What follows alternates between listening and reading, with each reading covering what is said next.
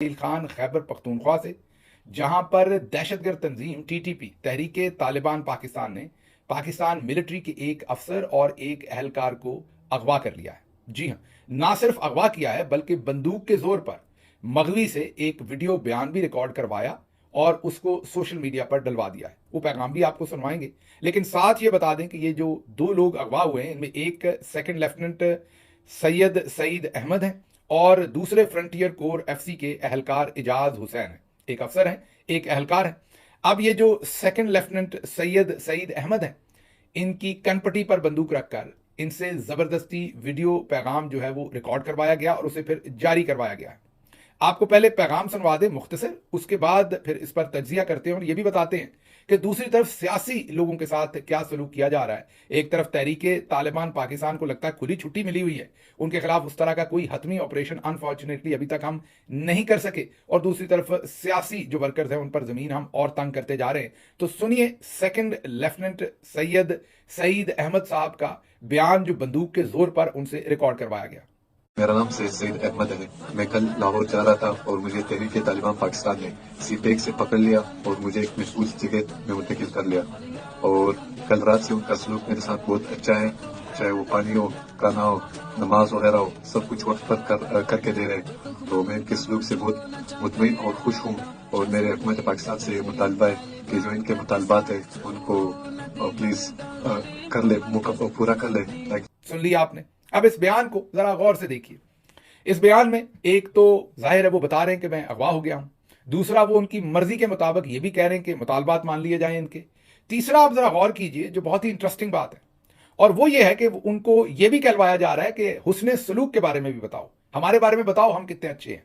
हर वो शख्स जिसके हाथ में बंदूक होती है और वो आपसे जबरदस्ती बयान दिलवाता है, उसको अंदर से पता होता है मैं घटिया काम कर रहा हूं, उसका जमीर मुलामत कर रहा है। वो तहरीके तालिबान पाकिस्तान हो या कोई भी हो, जो बंदूक के जोर पर किसी से कुछ करवाता है, उसे अंदर से गिल्ट होता है, उसे अंदर पता होता है कि मैं घटिया काम कर रहा हूं। इसलिए अपने उस गिल्ट को मिटाने के लिए वो फिर अपने मगवी से या जिससे जबरदस्ती बयान ले रहा है उसे अपनी तारीफें भी करवा रहा है। आपने ये सियासी मनाजर में भी देखा है, जिन लोगों से जबरदस्ती बयान लिए गए, जिन्हें अगवा बराए बयान करवाया गया, उनसे एक तो आपने देखा कि जो मकसद था वो हासिल किया गया कि आप ये ऐलान करें मुतालबात, जैसे तहरीके तालिबान पाकिस्तान का मकसद है मुतालबे माने।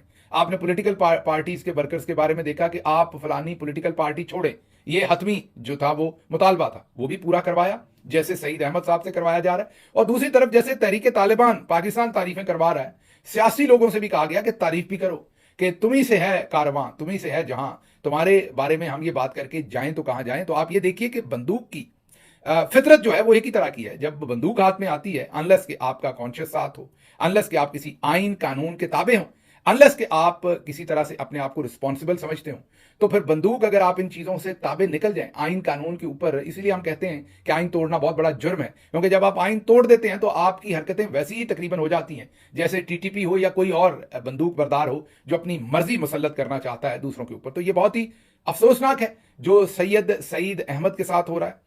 हमारी दुआएं उनके लिए, उनकी वालदा, उनके वालिद, हमारी तमाम तर दुआएं और ख्वाहिशात कि वो बहुत जल्दी अगवा से छुटे उनकी जान, जो वो मगवी हैं, अपने घर जाएं। क्योंकि पाकिस्तान तहरीक इंसाफ से हम लोगों से बेहतर कौन जानता है कि जब कोई अगवा होता है, आपका अजीज अगवा होता है, तो जाहिर है आपको जो फीलिंग्स हैं वो पाकिस्तान तहरीक इंसाफ से ज्यादा बेहतर अब कोई नहीं सोच सकता। तो सैयद सईद अहमद की वालदा, जो हमारी भी वालदा हैं, उनके लिए हमारा पैगाम है कि सैयद सईद अहमद हमारी दुआओं में है।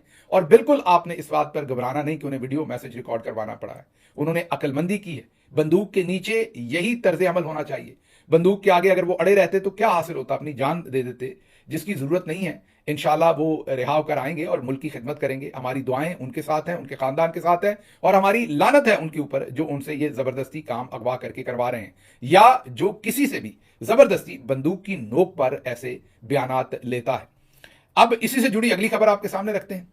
मोदी का पुतला जलाने पर, जी हां, ये पाकिस्तान के नहीं, पाकिस्तान की फौज, पाकिस्तान के आइन, पाकिस्तान की पुलिस, पाकिस्तान के वजीर आजम, पाकिस्तान के किसी इदारे के खिलाफ बात नहीं हो रही। मोदी का पुतला जलाने पर लाहौर में शेख इम्तियाज के ऊपर एफआईआर दर्ज कर दी गई है। ना सिर्फ उन पर, जो कि हमारे ज़िले सदर हैं, वहां पर हमारे लोकल लीडर हैं लाहौर से, हमारे एमपीए भी हैं। शेख इम्तियाज और उनके साथियों पर एफआईआर दर्ज इसलिए की गई है कि वो वहां पर एहतजाज कर रहे थे जो इंडिया ने किया पाकिस्तान के साथ, मासूम लोगों को जाहिर है मिसाइल मारकर कत्ल किया। हमने जो जवाब दिया उस सिलसिले में मोदी का उन्होंने पुतला जलाया। लेकिन आपको पता है पंजाब में मोदी की जो भतीजी है उनकी हुकूमत है, और मोदी के भाई की हुकूमत है, नवाज शरीफ साहब की, ऊपर भाई के छोटे भाई की हुकूमत है। और फिर अगली जो खबर दूंगा उससे आपको पता चलेगा कि हमारे जो दूसरे रुए रवा हैं उनके भी, मीन हमारी जो मिलिट्री स्टैब्लिशमेंट और जनरल साहबान है, उनके भी दिल में बहुत प्यार था मोदी का। वो तो उसने ब्राह्मस मार मार के, दिल के उन तमाम टुकड़ों के ऊपर ब्राह्मस मार मार के उसने उस प्यार को जला दिया। लेकिन प्यार बहुत था, वो अगली खबर में आपके सामने रखूंगा। शेख इम्तियाज के वकील बिलाल मुस्तफा इस तमाम चीज को पब्लिक के सामने रख रहे हैं एक वीडियो पैगाम में, और बता रहे हैं कि किस तरीके से मोदी का पुतला जलाने पर पाकिस्तान में एक तरफ आप देखिए टीटीपी वाले हमारे फौजी अफसरान और एहलकारों को अगवा कर रहे हैं, उनके खिलाफ हमारी उतनी भरपूर कार्रवाई नहीं है जितनी भरपूर कार्रवाई हमारी पाकिस्तान तहरीक इंसाफ के वर्कर्स के ऊपर। और ये आपसे नहीं है, अगवा बराए बयान से लेके अब ये जो मुकदमे हैं ये काम जारी हो सारी है। अच्छा, पुतला जलाना इतना बड़ा जुर्म है। आप देखिए कांग्रेस पार्टी ने इंडिया में ट्रंप के पुतले जलाए हैं और बेशुमार जलाए हैं, कोई एक जगह पर नहीं जलाए, लेकिन वहां पर कोई मुकदमे नहीं हुए। लेकिन यहां पर मोदी का पुतला जलाने पर मुकदमा होता है। इससे मामला किस तरफ जा रहे हैं आप खुद ही सोच लीजिए, और क्या जुल्म है तहरीक इंसाफ के वर्कर्स के ऊपर वो भी आप समझ लीजिए। अब अगली खबर जो है उसकी तरफ चलते हैं, फिर इन सब खबरों को जोड़ूंगा तो आपको समझ आएगी कि हम जा किस तरफ रहे हैं। डीजी आईएसपीआर साहब लेफ्टिनेंट जनरल अहमद शरीफ ने आरटी, जो रशियन एक टीवी है, उनका जो अरेबिक वर्जन है या उनका जो मिडिल ईस्ट के लिए उनका जो टीवी है उसको उन्होंने इंटरव्यू दिया है आरटी अरेबिया को। और उस इंटरव्यू में उन्होंने पाकिस्तान भारत तनाव को समझने के लिए इसके पस मंजर में जाना जरूरी है ये कहा है उन्होंने। और उसके साथ उन्होंने कहा कि भारत इस खित्ते में खासतौर पर पाकिस्तान में दहशतगर्दी की सरपरस्ती कर रहा है। ये डीजी साहब कब फरमा रहे हैं? ये डीजी साहब फरमा रहे हैं आज, जब हम आपको बता रहे हैं 18 मई इतवार का दिन है और 2025 की तारीख है। और ये वो बता रहे हैं 22 अप्रैल पहलगाम का जो दहशतगर्दी का हमला हुआ था उन्होंने तब भी नहीं बताया आपको, और उसके बाद जब उस हमले को पाकिस्तान पर डाल दिया गया तो तब भी नहीं बताया। जब इंडिया ने पहला हम पर हमला कर दिया, मिसाइल मार दिए, 24 मिसाइल 6 जगहों पर मारे, जिनमें से एक मिसाइल भी हमने नहीं रोकना चाहिए था, एक मिसाइल भी हमने नहीं रोका और हमारे मासूम लोगों को शहीद कर दिया गया। पहले हमें बताया गया कि 5 से 6 शहादतें हुई हैं, फिर 8, फिर 12, और फिर बढ़ते बढ़ते नंबर जो है वो 28, फिर 30, फिर 31, और अब पता चल रहा है कि सारे कॉन्फ्लिक्ट में 100 के करीब शहादतें हुई हैं। अब हम पर क्योंकि इस वक्त जीत का गलबा है कि हमने जीत लिया, उस तरफ वो कहते हैं हमने जीत लिया। जीत कितनी हुई है वो आपको बाद में बताते हैं, लेकिन क्योंकि गलबा वो है तो हमें भूल गया कि हमारे 100 लोगों को, जिसमें मासूम बच्चे भी थे, वो भी शहीद किए गए। लेकिन इस सारे प्रोसेस में, इस सारे वक्त में हमने कभी भी इंडिया के बारे में जो कुछ वो पाकिस्तान में कर रहा है वो अवाम के सामने नहीं रखा। जाफर एक्सप्रेस का वाकया हुआ, 444 लोगों को यरगमाल बना लिया गया, उन्हें कत्ल किया गया, बहुत सारे लोगों को, उसमें 100 से ज्यादा कहा जाता है वहां शहादतें हुई। बाद में नंबर खैर बहुत कम आया पाकिस्तान की तरफ से, कहा जाता है कि उसमें शहादतें 100 से ज्यादा आई। उसके बाद भी डीजी आईएसपीआर साहब ने ना कोई इंटरव्यू दिया, ना कोई प्रेस कॉन्फ्रेंस की, ना कौम को एतमाद में लिया, ना कोई सबूत अवाम के सामने रखे कि इंडिया इस तरीके से दहशतगर्दी करवा रहा है और ये जाफर एक्सप्रेस का वाकया इंडिया ने करवाया।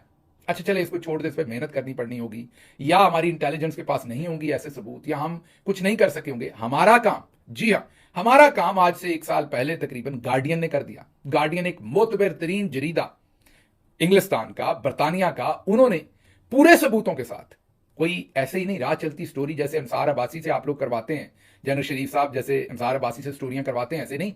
उन्होंने बाकायदा मुदल्लल तरीके से नाम बता के फलां पाकिस्तानी को फलां दिन इस तरीके से मारा गया, मारने वाले का नाम ये, मारने वाला दुबई में रहता था, ये मजदूरी करता था, उसे इंडिया के रॉ के फलां एजेंट ने उसके साथ मुलाकात की, उसे हायर किया, उसे 7 लाख रुपए दिए, उसे कहा कि पाकिस्तान जाओ, उसे मार के वापस आ जाओ तो तुम्हें 50 लाख का कारोबार करके, एक एक डिटेल, फ्लाइट कौन सी ली, टिकट कहां से खरीदी, कैसे पहुंचे, कैसे कत्ल किया, एक एक डिटेल गार्डियन ने लिखी। गार्डियन की डिटेल के बाद हमारा काम क्या बनता था? हमारे डीजी साहब यही थे तब ऑफिस के अंदर, इनका काम क्या बनता था? गार्डियन की स्टोरी उठाते, अपनी आईएसआई के सामने रखते, उन्हें कहते कि फिल इन द ब्लैंक्स, इसमें मजीद इंफॉर्मेशन दे, उनके पास होनी चाहिए थी। वो इंफॉर्मेशन लेके इसी तरह से अंग्रेजी में इंटरव्यूज देते, पूरी दुनिया के सामने रखते, हमारे डेलीगेशन बनते जो पूरी दुनिया में जाते, वो बताते कि ये किया है हमारे साथ, हमारे मुल्क के अंदर घुसकर, दाखिल होकर 20 लोगों को हिंदुस्तान ने कत्ल किया। पूरा 1 साल हम खामोश रहे, शुरू में तो जब ये स्टोरी आई तो हमारे फॉरेन ऑफिस ने, हमारे DGISPR ने, हमारे वजीर आजम ने, हमारे वजारत दाखिला ने, वजारत खारजा ने, वजारत दिफा ने, वजीर आजम ने, आर्मी चीफ ने, किसी ने, जो कहते हैं ना, दांत से दांत नहीं उठाया, सांस तक नहीं ली इस पूरी खबर के ऊपर। फिर इससे बड़ा धमाका हो गया। धमाका ये हुआ कि एक टीवी चैनल ने इंटरव्यू लेते हुए हिंदुस्तानी जो वजीर दिफा हैं राजनाथ, उनसे सवाल पूछा कि गार्डियन ये लिखता है, क्या आपने किया है? तो उन्होंने कहा कि हाँ किया है और आइंदा भी करेंगे, घुसकर मारेंगे और करेंगे, नहीं रुकेंगे। ये जब तक दहशतगर्दी करेंगे हम इनको जाकर वहां पर मारेंगे।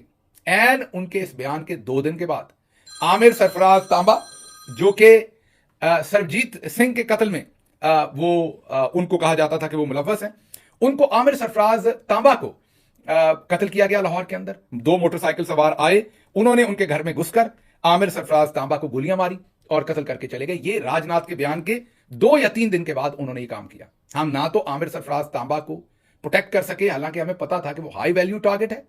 सरबजीत सिंह के कत्ल का जो उस पर इल्जाम है, दुरुस्त था गलत था, ये तो अदालतों ने फैसला करना या कर दिया होगा। उसके बावजूद हमें यह पता था कि इंडिया के इंटरेस्ट में उसके बाद कुलभूषण यादव को, जिस मुफ्ती साहब ने पकड़वाया था बलूचिस्तान में, उनका कत्ल हुआ। फिर इसी तरीके से स्वाबी चारसदा में भी इंडिया के हाई वैल्यू टारगेट्स का कत्ल हुआ, और भी बहुत सारी जगहों पर। तो 20 के ऊपर गिनती जो है वो 30-35 तक चली गई। लेकिन क्या हमने इंटरनेशनल किसी को कॉन्फिडेंस में लिया? नहीं, हम बिल्कुल खामोश रहे। तो हमारा काम ही नहीं था, क्योंकि हम सबको मोदी प्यारा था। आज अगर मोदी का पुतला जलाने पर लाहौर में शेख इम्तियाज के ऊपर FIR हो रही है तो ये आज का काम नहीं है। हमारी ये उल्फत, हमारी ये मोहब्बत बहुत देर की थी। वो तो उसने हमें मजबूर ही इतना कर दिया, जिच्ची इतना कर दिया। हम 26 मिसाइल खा के भी खामोश थे, हम 100 लोगों को शहीद करवा कर भी खामोश थे। वो तो जब उसने रनवेज पर और एयर हमारे बेसिस के ऊपर तबाही की तो फिर एयर चीफ जो है, he put his foot down and he said कि आई हैव टू रिस्पॉन्ड।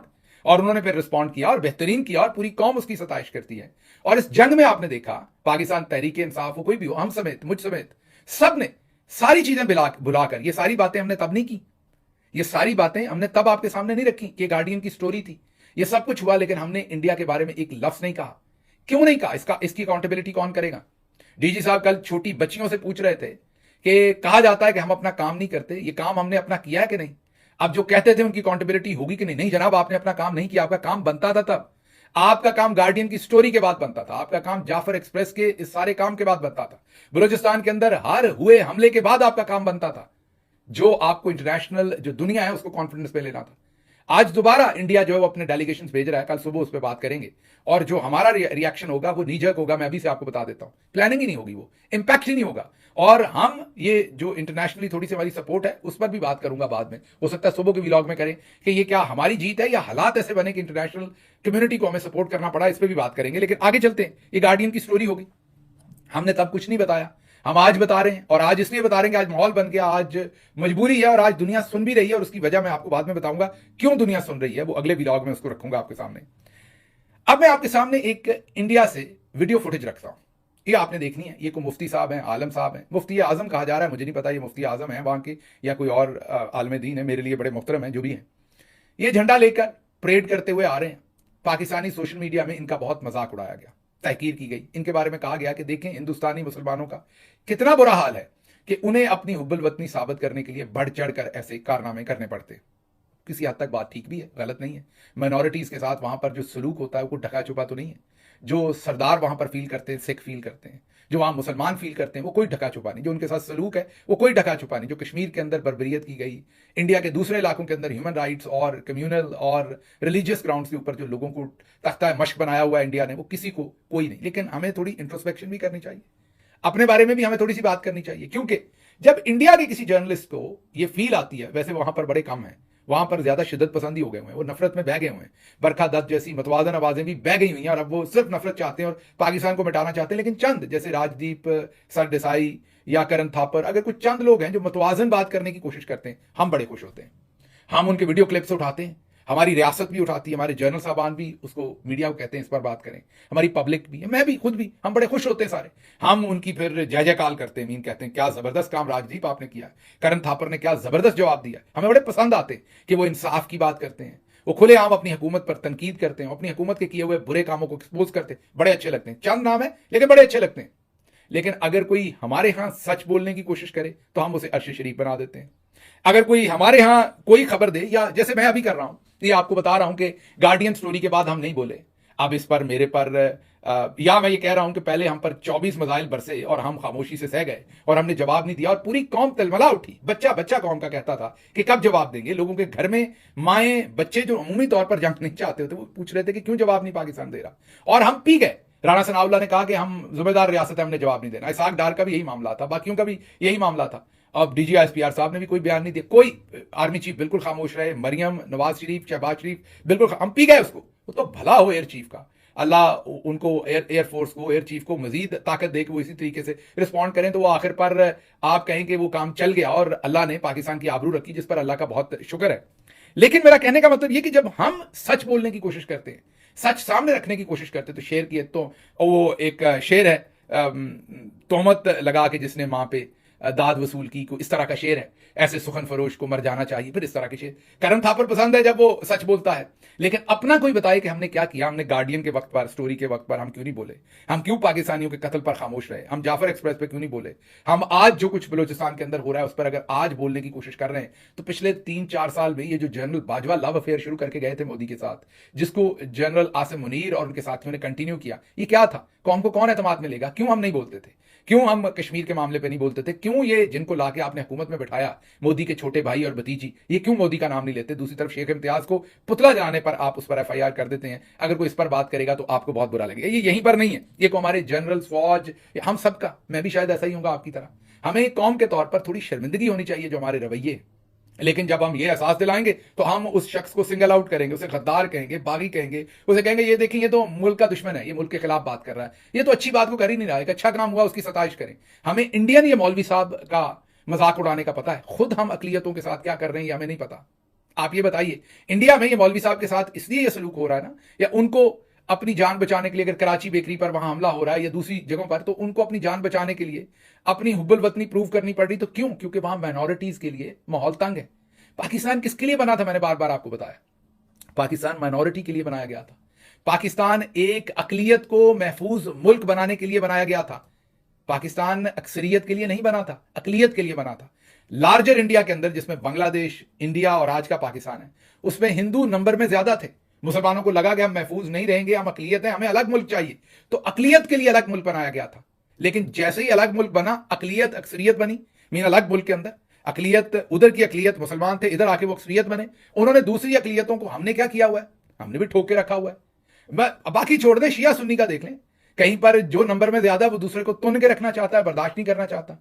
आप सोच लीजिए, कामरान बशीर गालिबन उनका नाम है, जो एयरफोर्स के स्क्वाड्रन लीडर, जो इस C-130 या जो भी नेविगेटर की जॉब वहां दे रहे हैं, और लोगों ने उनकी सताइश की, चलें जिस भी वजह से की, किसी ने गलत खबर दे दी, सच दे दी, उनकी सताइश हुई, उसके फौरन बाद उनके इस्लाम कबूल की जो है वो पोस्ट लगाना शुरू कर दी, क्योंकि हमें हीरो अकलियत में से कबूल ही नहीं है, उसका मुसलमान होना बहुत जरूरी है, इसलिए जबरदस्ती हम उसे इस्लाम कबूल करवा रहे हैं। हालांकि हमारे नबी करीम सल्लल्लाहु अलैहि वसल्लम ने कभी जबरदस्ती का दर्श नहीं दिया। हमेशा ये कहा कि आप अपना अमल, आप अपना एक्ट, अपनी इंटेग्रिटी ऐसे साबित करें कि पूरी दुनिया आपकी तरफ मतवज्जो हो। यही नहीं, हम कई बातें तो ऐसी हम कर ही नहीं सकते, हम करें तो हम पर फतवे लग जाते हैं। यकीन कीजिए, ऐसे थिन रोप के ऊपर है। मसलन किसी अहमदी को अगर कत्ल कर दिया जाए पाकिस्तान में, अब मजहबी तौर पर आप उनके बारे में क्या राय रखते हैं? आपका हक है, इंसान तो है ना। आप अगर उनके कत्ल पर भी बात कर दें, अभी देख लीजिएगा, ये मैंने बात की है, नीचे जो है वो फतवे आना शुरू हो जाएंगे फौरी तौर पर। बल्कि बहुत सारे लोग तो मुझे ही जो है वो कह देंगे कि आप कादियानी है, फौरी तौर पर फतवा, और मुझे अपनी सफाइयां देनी पड़ेंगी कि भाई मैं नहीं हूं। जब आपने इतनी घुटन बनाई हुई है और इंडिया पर आपको इल्जामात हैं, उन पर आपको है कि मौलवी साहब के साथ क्या कर रहे हैं, तो मैं ये नहीं कह रहा कि इंडिया में ऐसा नहीं हो रहा, मैं ये नहीं कह रहा कि हम इंडिया से बुरे हैं या वो हमसे बुरे हैं, मैं ये कोई तकाबली जायजा नहीं, मैं सिर्फ ये कह रहा हूं कि अगर आप में ये सेंस अल्लाह ने दी है, जैसे डीजी साहब आज लोगों को बता रहे हैं कि इंडिया दहशतगर्दी की सरपरस्ती, तो पहले हम क्या कर रहे थे? पहले हम आम चूस रहे थे, पहले क्यों नहीं बता रहे थे दुनिया को, जब ये सब कुछ हो रहा था? इसी तरह से ये मैं आपको हमारी जो हिपोक्रेसीज है ना उसके बारे में बता रहा हूं। उनका सहाफी करे तो अच्छा, हमारा करे तो हमने तुन के रख देना, हमारा सच बोले तो वो गलत है, हमने कहा ये तो गद्दार हो गया, ये देखें मुल्क के इंटरेस्ट के खिलाफ बात करना शुरू हो गया। इसी तरह से मजहब के मामले में भी आप मजहबी, आप किसी को मुसलमान नहीं समझते ना समझे, बिल्कुल आपका हक है। आप किसी को अच्छा मुसलमान समझते समझे, बुरा समझते समझे, आप क्रिश्चियनिटी को अच्छा समझते हैं, आपकी मर्जी है, नहीं अच्छा समझते आपकी, वो इंसान तो है ना, उनके साथ बराबर का सलूक तो करें। आप छोड़ दें बाकी सारी चीजें। आप रियासत मदीना, जिस पर बज़िद है हमारे आर्मी चीफ ये कहने पर कि वो रियासत मदीना नहीं थी, रियासत तैयबा थी, चलें जी आप रियासत तैयबा ही कह लें, लेकिन फिर उसके असूल तो फॉलो करें। तो क्या रियासत मदीना या रियासत तैयबा में, मदीना शरीफ के अंदर क्रिश्चियन भी रहते थे, यहूदी भी रहते थे, मुसलमान भी रहते थे, तो आपके अपने पैगंबर जो आखिरी नबी मोहम्मद मुस्तफ़ा सल्लल्लाहु अलैहि वसल्लम है, क्या उनकी तलकीन हमें यह है? क्या वो माइनॉरिटीज को ऐसे सलूक करते थे? हम किस कदर जालिम है माइनॉरिटीज के, और दोनों इंडिया पाकिस्तान, वो थोड़े ज्यादा होंगे, फिर आपकी अब हुब्बुल वतनी ने मेरे पे तीर के आपने उनसे हमारा मुकाबला कर दिया। गौर से देखिए, कोई बहुत ज्यादा फर्क नहीं होगा हमारे रवैये, बर्तन हमने अलग किए हुए। गोरा हमें बाहर मिल जाए तो हम जनाब बस कहते हैं कि बस अम्मा किसी तरह इससे शादी हो जाए, बस बात बन जाए। तो पाकिस्तान के अंदर जो क्रिश्चियन है वो मतलब मैं क्या कहूं, तो